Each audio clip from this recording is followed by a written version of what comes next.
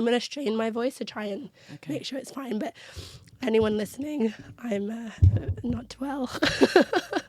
And it does sound so strange for me, but I'll let you do most of the talking today. Thank you. No, of course. I'm so excited that you're here. Okay, so Cressida, welcome to Behind the Allergy. Thank you, Lindy. Thanks for having me. Welcome to Behind the Allergy, a podcast all about allergic conditions, hearing open and honest insights from the people who are behind them, from allergy reactors to free-from brands to allergists. I'm so excited to have you. You're one of the first people that I wanted to interview because the work that you've done with Free From Food Awards and just the space that you provide people and the industry is so powerful. And obviously I worked with you in Free From Food Awards around COVID time, and that was really insightful for me to see the other side of the industry, because I'm seeing the allergy side and as a consumer, and so seeing like the other side of it was very insightful for me, and it actually did open my eyes to it's not just me in the community. Like, there are lots of other things, and also how things get made in the free from world, and it's not just allergy centric. And it opened my mind, and I realized that a lot of the stuff that is really good for a lot of the community isn't good for me, and that doesn't mean that it's not real free from. It's just a different side of free from. So I kind of was humbled with that experience, but it really showed me a lot about how the industry works, and I really appreciate that time because I have a new perspective when I am consuming, but also when I am talking to people about it. Like, I have a different way that I say it now, and it's more nuanced and more open. Rather than feeling like this is my experience of it. And so I try to share it to people who feel a little bit like, oh, well, the industry doesn't do things for me. I'm like, okay, but this is why. And, I'm able to share that with them. But we also, like, no one will know, but I've known you basically my whole life. It's mad. And because Cressida went to school with my brother, so she knew me when I was very little. So like, obviously, like, I didn't grow up with you, but I have known you for a long time. So that's really exciting that we are kind of in the same industry with our history. So obviously I want to talk to you about Free From, and I want to talk to you about the industry. But what I do want to go back, in time. Because I assume this isn't what you thought you would do. Correct. Yeah. So I want to know how that all came about. Like, when you were a teenager, you were with my brother in school. Like, I'm sure you weren't thinking you're going to do a Free From Food Awards. No. So can you tell me a little bit about your story and who you were before Free From happened? Don't think I've ever really known what I wanted to be, and I've always really envied people who do know. And I think it's probably like a 40-60% split. I think the majority of people don't really have a clue and just sort of do whatever to get by.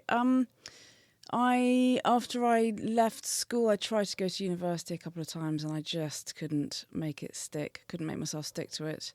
I'd spent 6 months in the Falkland Islands, shepherding on a sheep station, and I really loved it. It was amazing. And I think possibly that I'd seen a side of life that I could no longer kind of reconcile with higher education, maybe. I don't know. And after that, I travelled around the world a bit. I had my mind blown in India. It was the first place I landed, in Delhi. I think it was Delhi.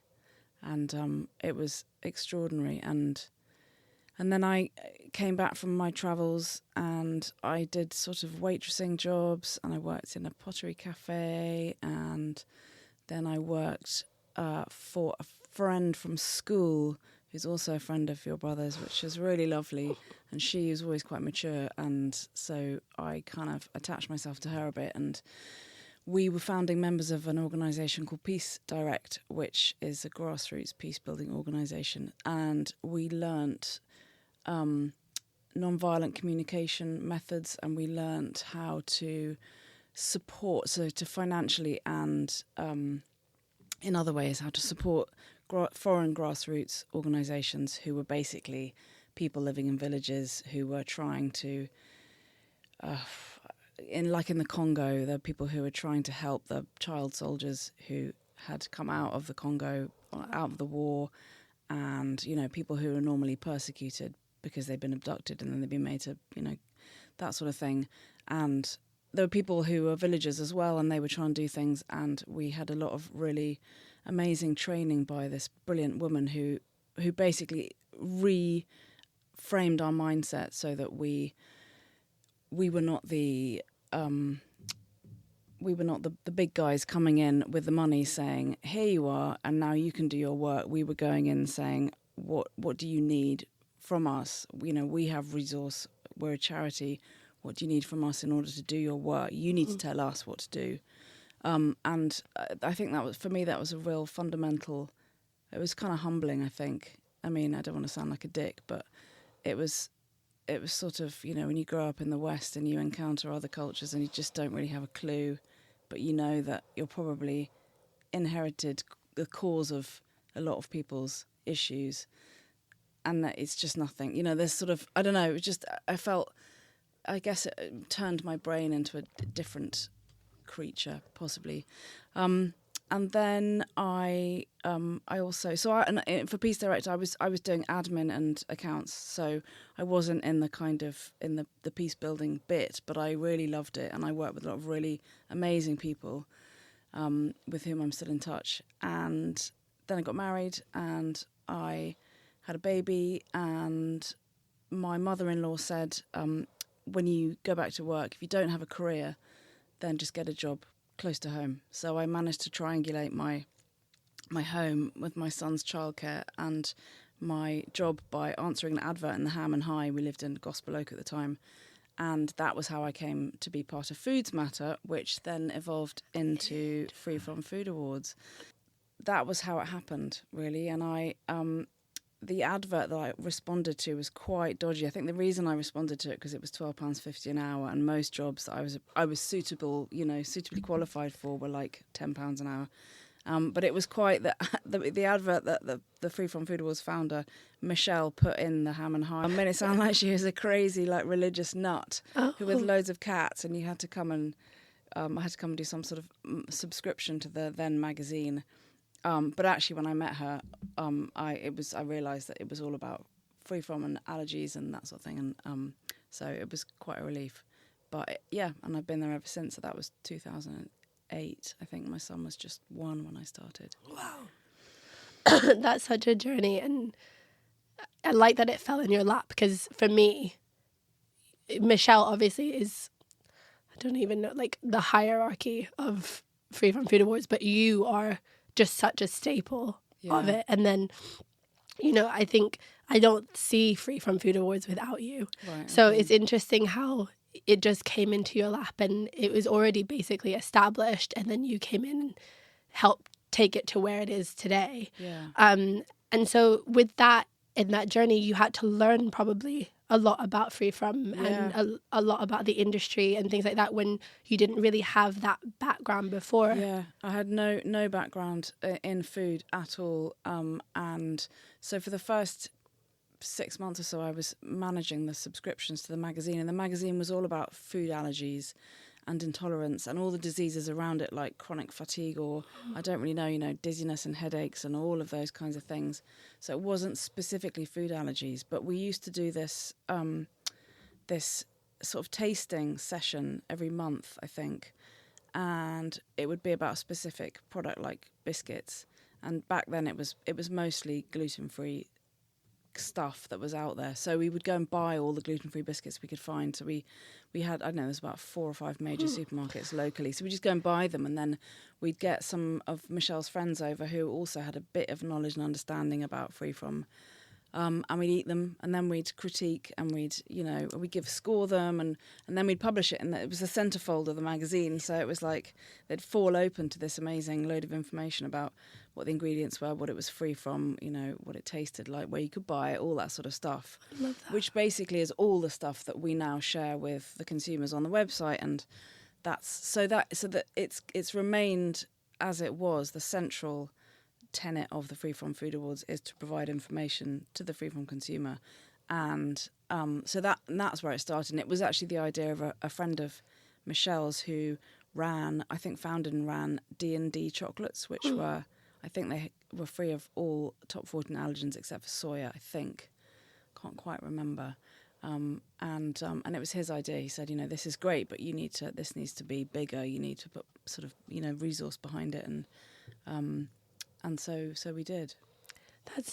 I love that, how it can change. Like, you kept the same ethos of what it was always, but it's just grown. And I think so many people, especially now with social media and things like that, they feel like they have to have a full-fledged idea to start something. And I think what do you actually want? And you have to keep that the whole time. And so, like, obviously, like, my channel and my platform has changed over time, but the ethos has always been a community. I want to build a community. I want to meet friends. I want to meet people who understand my thing. And I couldn't have done this podcast a few years ago. Like, I needed to go on this journey in order to be like, oh, this is where that's going to happen. That's where this connection is going to happen.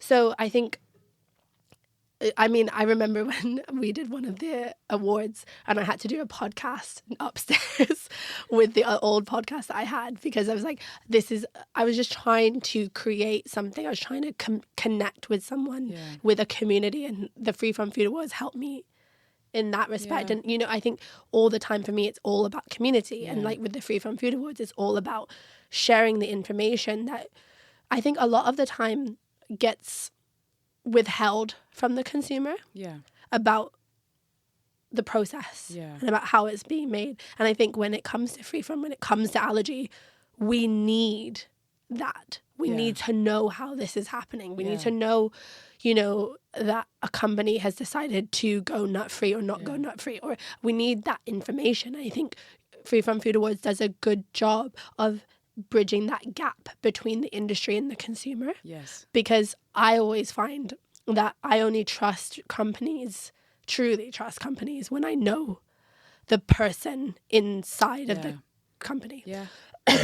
And so this is why I wanted to do the podcast, is to allow people to connect to the brand founder, the CEO, whatever, so that they will trust the company. But you can't know that if you don't know their face. And like, as much as I love Tesco and Sainsbury's and things like that, I usually don't buy own brand if I can buy the brand that I know the founder is on social media and I know them. It's the face, I think you guys do a really good job of bridging that gap. Oh, good. Okay. Well, that's good, because there are a few things that are really kind of obvious and central to the Free From Food Awards. One is that we feel and have felt very strongly that the consumer needs to have all the information, as much information as possible. And there are so many, I don't know if vagaries is the right word, but there's so much vagueness around free from and manufacturing methods, and it all comes back to, Michelle used to say in the old days, it's the companies that know somebody with a food allergy, that make the products, and so those are the ones that you will be connecting with. So like you mentioned Lazy Day Foods the other day, and Sally and Ema, I can't remember how you pronounce her name, but they're still there, they still run it, they understand it.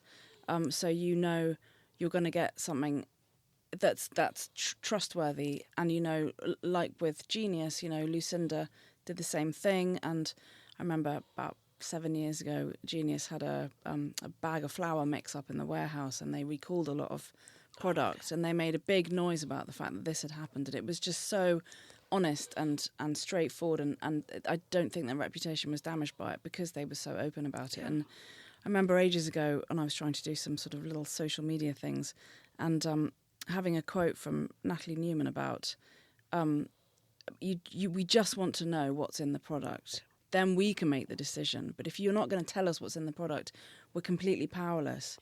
And it's still really difficult, as you know, to convey what is in a product from the packaging, the translation from the warehouse and the factory to the packaging to the supermarket shelf, or the packing, wherever it's coming from, it's still really difficult, and it's not perfect. And the Free From Food Awards evolves every year to try each time to make it better and more accessible for the consumer. So there are things like you did recently on Instagram, a thing about just because it's not free from for me doesn't mean it's not free from. And I really like that, because that's people come and they go, well, it's got may contain for nuts and peanuts, and you're like, well, it's free from everything else. And yes, of course, that's not ideal, but it's suitable for everybody who doesn't have a nut and a peanut allergy. So, and it tastes delicious, or whatever it is.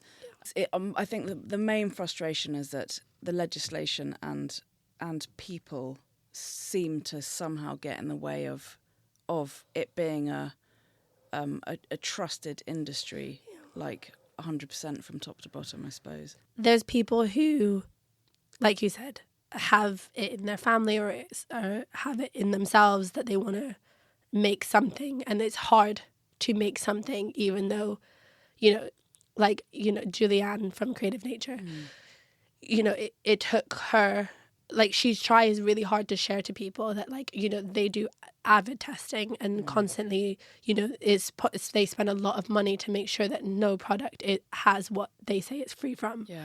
But not a lot of companies do that. Yeah. And so they really try to share, but then there's still people that go to them and go, well, I can't have that because it has this, or I can't. And it's like, the thing is, when someone's doing something and someone's making noise in an industry and someone's changing the game, there's always going to be people who can't have that thing. Yeah.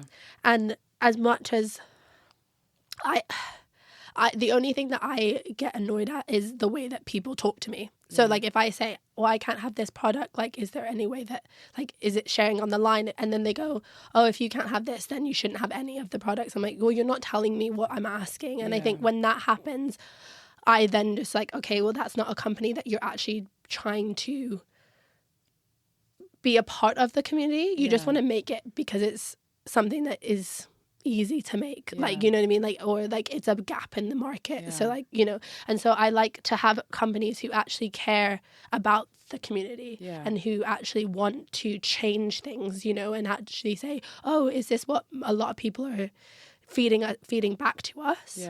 Okay, let's change this, or let's try and see if we can change it, or maybe we didn't actually see how this is cross-contaminating other allergens, and like, maybe we can see that.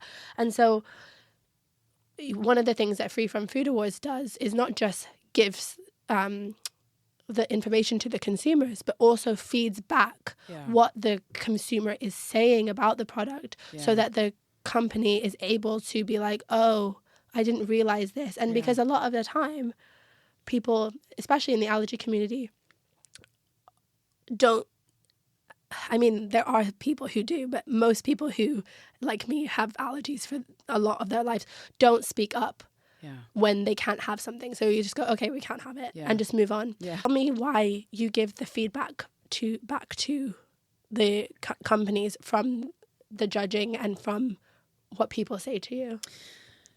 So back when we first started doing it, I remember that we did a bread tasting, and it was mostly gluten-free bread. And I remember that there was a bread that came out of a tin, and so it was vacuum sealed in a tin, and it came out, and it was white. It was as white as bleached paper, and it sort of like had this glow, and it was.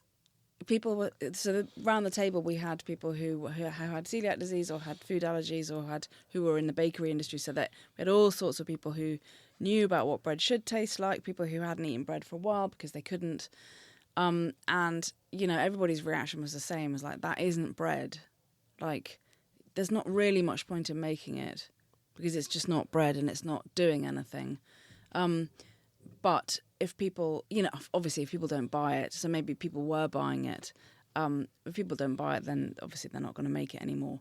But here, let's help them make it better. So that's and that's where that came from. Was just like, you're making something and it could be better, because there are people who know how to make it better, but you don't, because you're a baker and you've always used gluten-filled flour, and now you're making something gluten-free, which is great. Your heart's in the right place, but it's not hitting the mark. And then also another area of complexity is, yes, the top 14 food allergens are there, and that's great to adhere to that, but also other foods can cause allergic reactions, and a big one, as you know, is pea and chickpea, which is sort of coming up. I heard that kiwi fruit has now got something like 100,000 people in the UK are officially allergic to kiwi fruit. I'm one. Yeah, okay. And that's kind of mad. So, you can pay a lot of money for a product development team or whatever, but if you're getting from the horse's mouth all the stuff that you really need to know, then that's good. Yeah, and I also found when I was doing social media with you that you don't just have people who are in the community. So like you just mentioned, you have people who are in the industry, who maybe are in the industry on the other side of it, not free from, who know what it should be like, know what it should taste like, because, people who are celiac that are trying gluten-free bread, maybe they have had gluten bread in the past, but some people haven't. They can't judge what bread of like the gluten bread should taste like or should be like. Whereas the people who are in that industry will know. And so you're not having just feedback from the consumer, really. You're having feedback from the industry. You've got your yellow badge, the stamp of approval from the Free From Food Awards. I feel like, do you find that yellow badge means more now than it did in the past, or less now? I think more now. I mean, I think it's more widely recognised now. We get a lot of random feedback from people, saying I pick up things when I see the logo and I read. I think we do try to steer away from it being a stamp of approval. I only say that because if people think that it's saying we've given this gold because it's free from, I don't know, it's a difficult thing. It's I guess it's like the other awards, they get 3 stars, and just because a marmalade's got 3 stars doesn't mean you're going to like it if you don't like marmalade. So, but any awards body that's worth its salt is going to offer its logo use to products that taste good, whether it's a gold or a silver or bronze or a commended or anything else. So it is a really good way for people to recognise it. And people have said that they now go out their way to try new products that have our logo on, which is brilliant. And also we about 2 or 3 years ago we introduced metallic logos, which, because people just quite often weren't putting our logo on there, not even on their email signatures, and we were like, why do you not put the logo on? You've just won a gold. And a couple of them just went, and I did say, is it because it's yellow? And they were like, yeah. I said, okay, fine. Yeah, yellow, it's always been quite a controversial colour, I think, on a food. Well, I guess you imagine if you've got this sort of beautiful dark green and black edged gold box or whatever it is, you don't want to stick a massive yellow logo on it. Wear a beautiful. Are you talking about Bouja Bouja? I actually did have Bouja Bouja in my head.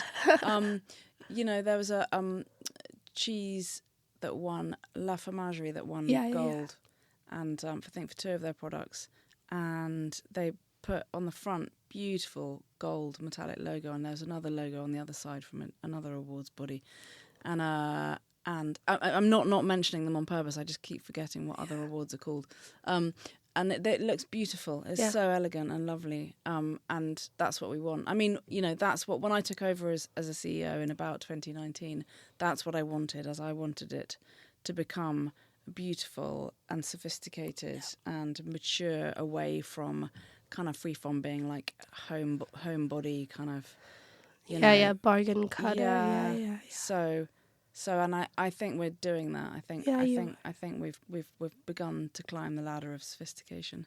I think you have too, and I think I've been to many awards, and obviously you didn't stop during COVID. You did online awards and stuff, and I helped with one of them, but the last awards that you did, which was on the front end of the Allergy and Free From show. Yeah. And I think for me, that really solidified the marketplace that you're in right now. Of you set the industry standard of, you know, this is a business side, because there was a business event the day of the awards, and then you have the consumer side and you were in the in between.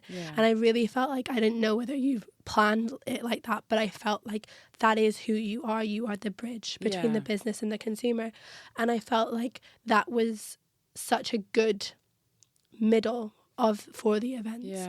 And I think a lot of people don't know what it is you do, because I think not a lot of people know really what it is awards do, because like there's awards in every industry, and it's always so different of how you judge and how you there's people who, you know, grant awards just for like there's just a judge, and then like a panel of judges, and they just decide. There's no food, there's no testing, there's no food, they just decide. And I think for you, it's a lot of work.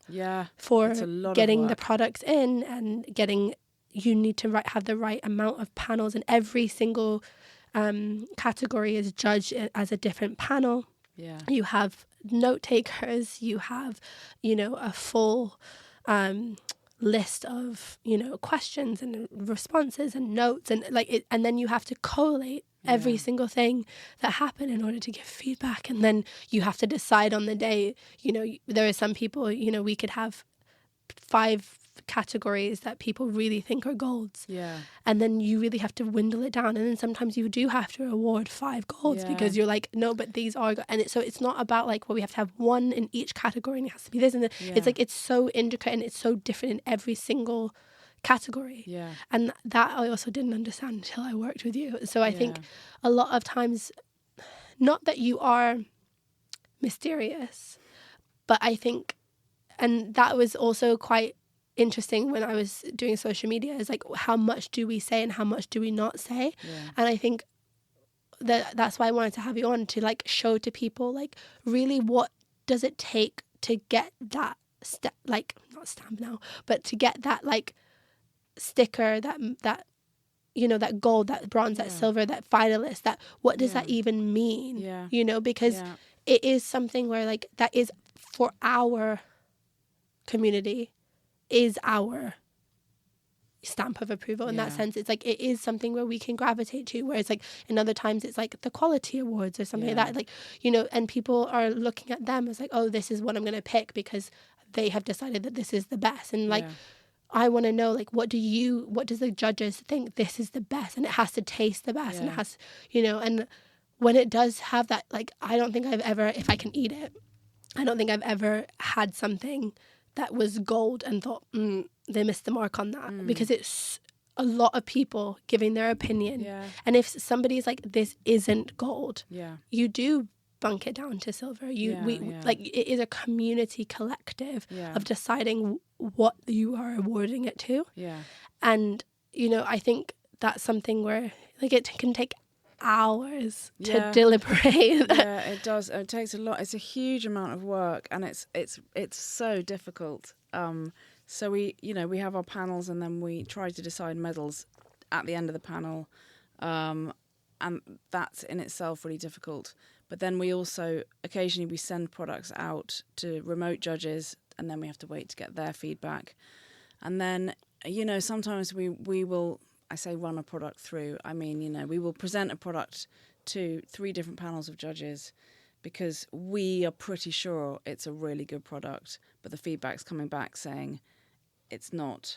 Or the other way around, we're not sure it's a good product, but the feedback's coming back saying it is.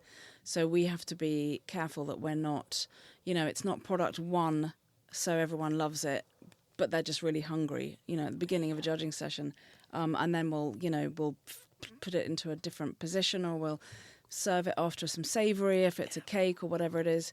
And it's not like Quality Food Awards or Great Taste Awards, because you're not just taking into account the ingredients and the taste and the texture. You're taking into account whether it's suitable for people with food allergies, and how it sits against other free-from products, and how it sits against, in quotes, normal products that are not allergen-free in any way at all. And it's really, really complicated. And then the other thing that we do is that where a food is to be prepared, so I know, let's say a Yorkshire pudding mix or something that's gluten-free and dairy-free and egg-free and everything like that, we'll prepare that as if you, the consumer, had bought it and had taken it home to have for your Sunday lunch with your family. So, your oven is your oven, so it might have quirks and difficulties, and, we use our ovens, and I do most of the cooking of products now. We used to have wonderful chefs, not professional chefs, but wonderful people who we work with who came in to cook, who were just family members who liked cooking. So we never had professional chefs, except for once we got an amazing chef in to come and play with some products, and that was great fun. But yeah, so we try, the products have to be suitable and good for the consumer. So if a product arrives with us, it has to come as it would arrive with the consumer, whether you posted it to the consumer in a box or whether they bought it in the shop or the supermarket or whatever. And then that's another thing, so free from consumers can be vegan, they can have celiac disease, they can have whatever other allergies, they can be vegetarians. So you're not just looking at that aspect, you're also comparing it to those products that I can't. Yeah, it is really complicated. And you also, you like at Christmas. So we've just done the Christmas judging, and we had loads of mince pies entered, and we had some of them were made sold by supermarkets, and some of them were, made by small companies. Yeah. So you're never. It's almost incomparable. But it's not, because you have to compare it, because they're both mince pies. So it's very complicated, and we scratch our heads a lot. And luckily we have not only a pool of about 200, 300 judges to pick from, but we have people who've been with us since 2008, and then people who come new each year, and some people stay and some people don't, and and that it's amazing. And we're so proud of our judging methods that, maybe actually hasn't happened for a couple of years now, but once a year we get a disgruntled entrant who's entered something, and then they email in saying, why didn't I get a silver or a gold or whatever? And they say, oh, you've given loads of golds to the supermarkets and you haven't given, and we say, okay, well, logo for, or prize for entry comparison, the supermarkets probably get fewer logos, medal-winning logos, proportionally than the independent brands do, or the smaller brands do,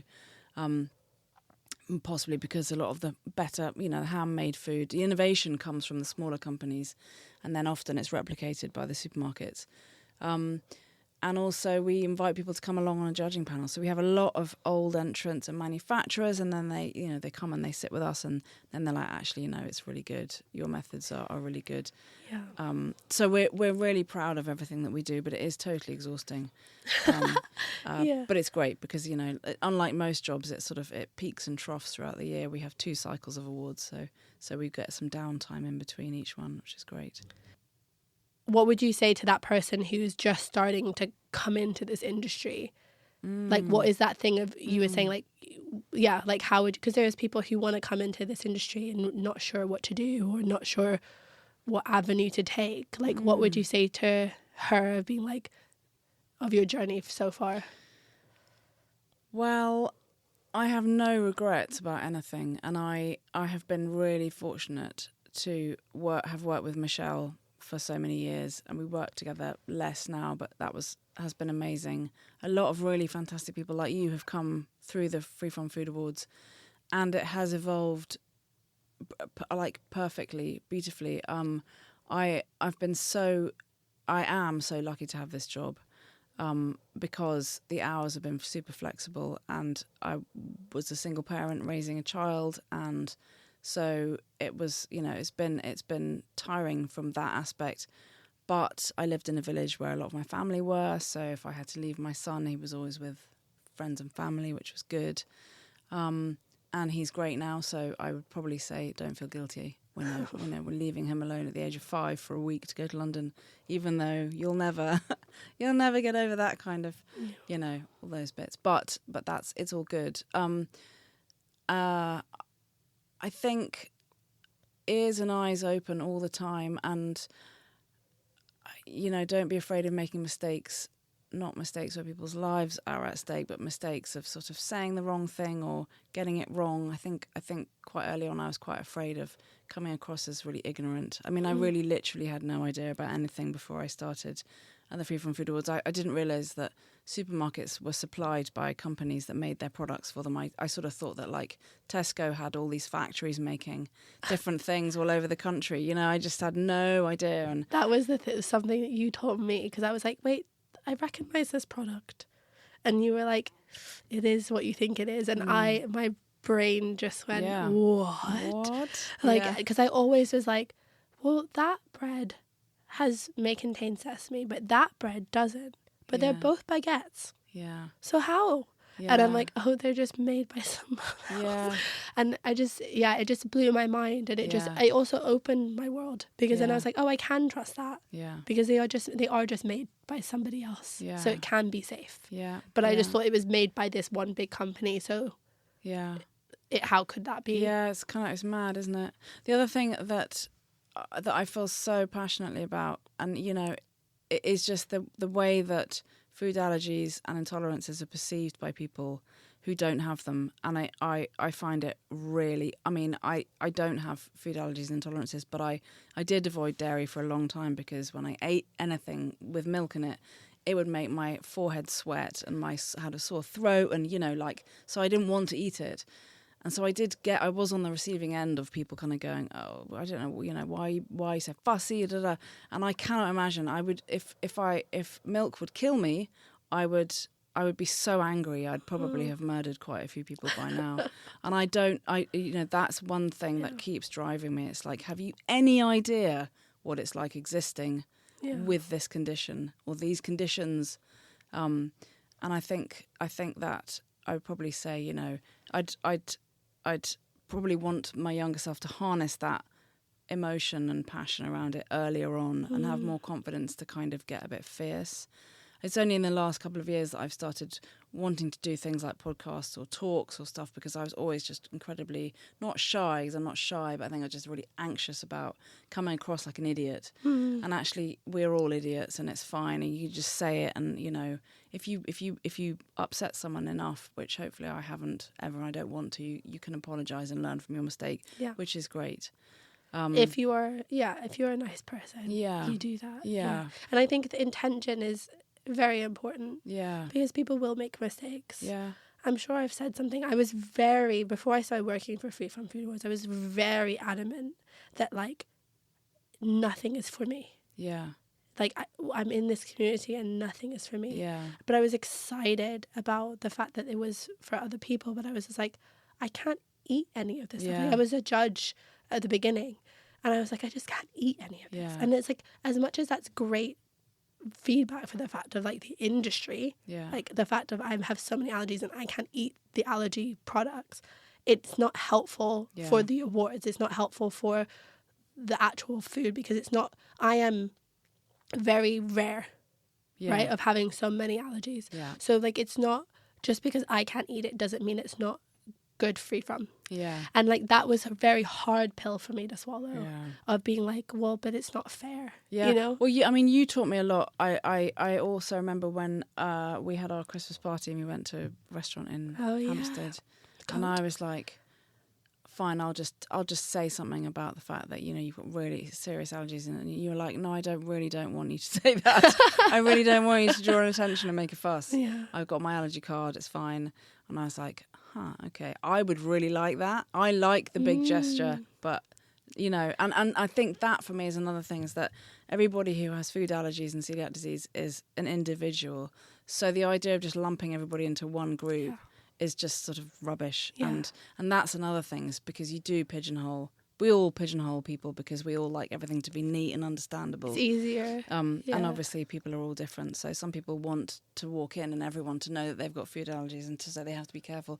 Other people are like, oh, piss off. Yeah. I just want to be quiet. We're all over different here. people, yeah. Also, that person there at the Christmas party is very different to who I am now and how confident I am now. And I think that is coming to my 30s where I'm like, no, if you can't make it for me, I don't care. But like, you can't just, you know, I have a lot more boundaries. And I always say to people, you're looking at me now at 32. Yeah. You know, you're 21. Yeah. I was not like this at 21. Like, don't worry. Like, it will get better. You will get more confident in life, in yourself. And I'm just helping you learn. So when you're ready for boundaries, there's resources there for you. But I didn't have boundaries until I was like 26, 27. Well, so like, you know, it's early for some people, isn't it? So well, that's what I'm saying. Like, I'm very happy, but that is my story. And like, I'm like, that doesn't work for everyone, but I want to show you how like when you do have that, it does change things for you. And when you do have a community and you have people, you're like, oh no, I deserve better. Yeah. Because they deserve better. Yeah. So I do as well. So I think it just changes, and it's why I wanted to build a community. Yeah. There's like a couple of things I want to ask you quickly is, what is the hope for the future of not just the awards, but of Free From and of you? Like, where do you see it taking? Like, where do you see yourself taking Free From Food Awards, or do you see yourself taking Free From Food Awards, or where do you think Free From is gonna go? So I think Free From is in a really good place at the moment in terms of the quality and the innovation of food. I think it needs to get better at labelling and manufacturing protocols, and it just needs to like deepen. There needs to be a deeper understanding of food allergies, a deeper understanding of cleaning down machinery, and you know, that sort of thing. So I don't envisage a world where all food is free of all the top 14 allergens, because I think that's irrelevant. I think Free From will benefit from potentially an allergy czar if that can happen, because that I think will normalise things a lot. I think it needs to be just if things are taken seriously. It feels like time after time after time as just things aren't really taken seriously, and that also goes for people with allergies. You know, take your EpiPens with you. You be careful. Have your boundaries. You know, that kind of thing. And so, but that comes from us parents educating our kids. You know, so I have had a lot of conversations with my son over the years and other kids who I know. About their friends who've got food allergies or not, and the feedback is getting better. That people are, you know, my son's got a friend who's got a nut allergy, and you know that it's less weird than it used to be, which is amazing. But that's down to us as you say, sharing community. It's not okay for me, but it's okay for you, or you know, it's not okay for that kid if you're eating peanuts on the train. So just think twice about that kind of thing. And there are a lot of people doing really amazing things.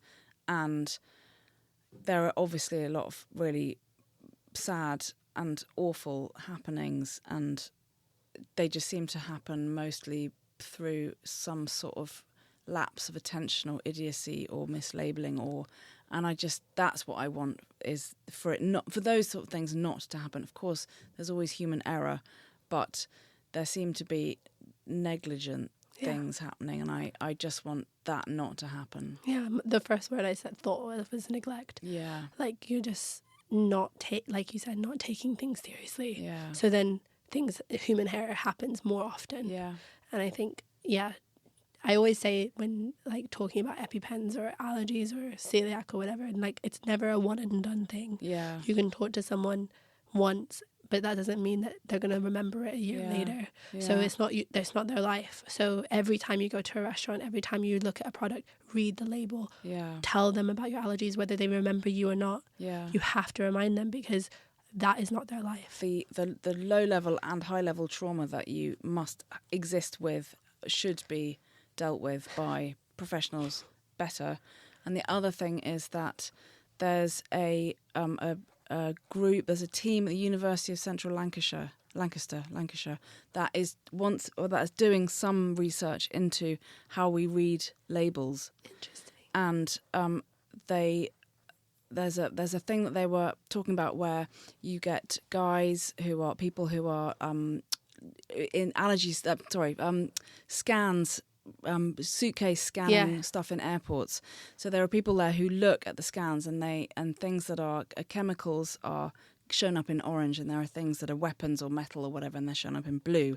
And if you should have one person looking for orange and one person looking for blue, because if you get one person trying to identify orange and blue, the missing bit is much larger. So when we read food labels, if you're trying to identify whether it's got kiwi, crustacea, sulfites, peas and chickpeas, and then, I don't know, blueberries. So some of those are going to be bold, some of them aren't going to be bold.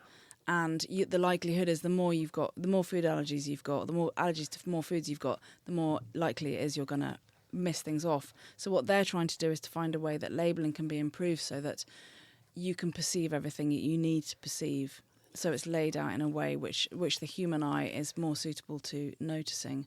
I think I've explained that in a really bad way, but they're trying to get funding for that, and I think that would be amazing, because food labels have probably, they're probably just evolved from what, back in, I don't know, 1923, when somebody decided that we had to have all the ingredients on the outside, or whenever it was. Yeah. Actually, it wasn't 1923. But, much later. Yeah, no, and I think that is really important, and I think, obviously, like, I do read it for my allergens, and then I read it for pee. Yeah. Because I'm always like, and then I just look for peas. Yeah. And then so it's very, I read it a lot of times for specific allergens, especially when I know that it might have it. And I think you're right. Like it's important.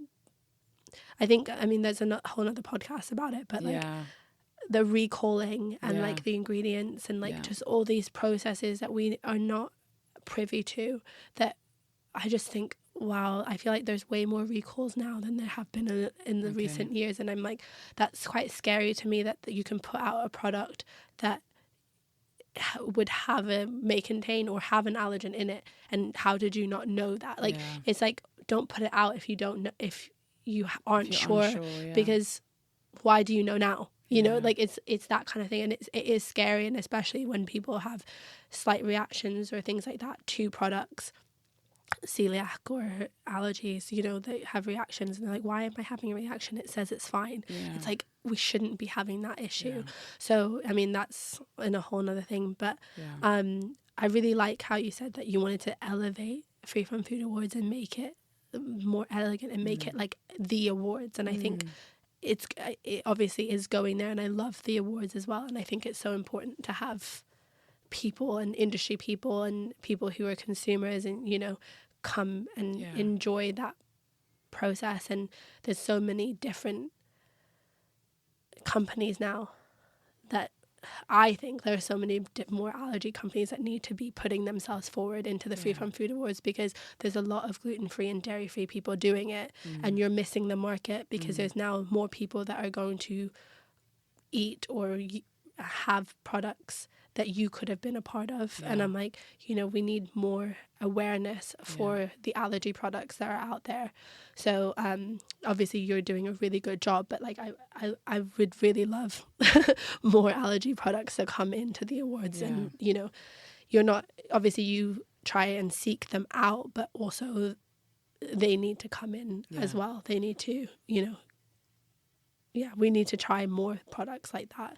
And then I always think that there's loads of nut-free products that are gluten-free and dairy-free, but not a lot of gluten-free and dairy-free products that are nut-free. And I think we need to bridge that gap of having more top 14, more large, major allergen-free products, because that would be fun. But like, there are more coming, but I wish that more people put nut-free on their labels, even because I see them and then they are nut-free, but then I'm like, if you're not putting nut-free but you're putting gluten-free, does that mean that you're not nut-free? So it makes me, it's all so complicated. It's complicated and it's vague and unclear. And so vague. Spices, I would love for someone to like actually tell me what spices they're putting in, or like flavors or whatever. Is it flavors or is it extracts? I don't know. And then I always end my podcast with a question and it's been more prevalent like recently, but how is your mental health at the minute? Ooh, that's a good question. So I started taking serotonin uptake inhibitors about this time last year. It was about December, and it has fundamentally changed my mental health for the better. And I wish I'd taken them 30 years ago, because I've always had a very low level naggy anxiety that I think probably stops me from doing more things. So my mental health right now is good, even though we're coming to the end of a house renovation, which means that we haven't had a bedroom for 3 years. Oh, wow. And I'm feeling quite knackered by that. But obviously totally happy and delighted that we've got, nice rooms now. But yeah, thank you. That's a nice question. I like that question. And I'm really proud that I have taken some action to make things better for myself, because obviously you make the things better for yourself and your mental health, and then everyone around you feels better too. So it's nice. Yeah. Well, thank you so much for coming on and dealing with my voice. Yeah, well, thank you so much for having me, and I hope you feel better. And your voice was beautiful. Thank you. Thanks. Oh, that was so nice. Wow, that was actually one of the loveliest conversations. Oh, thank you. Yeah, you spoke so well about, what it is you do. So, Oh, good. I'm glad. I sometimes I find the words, sometimes they just don't. No, They don't flow. I don't find the words.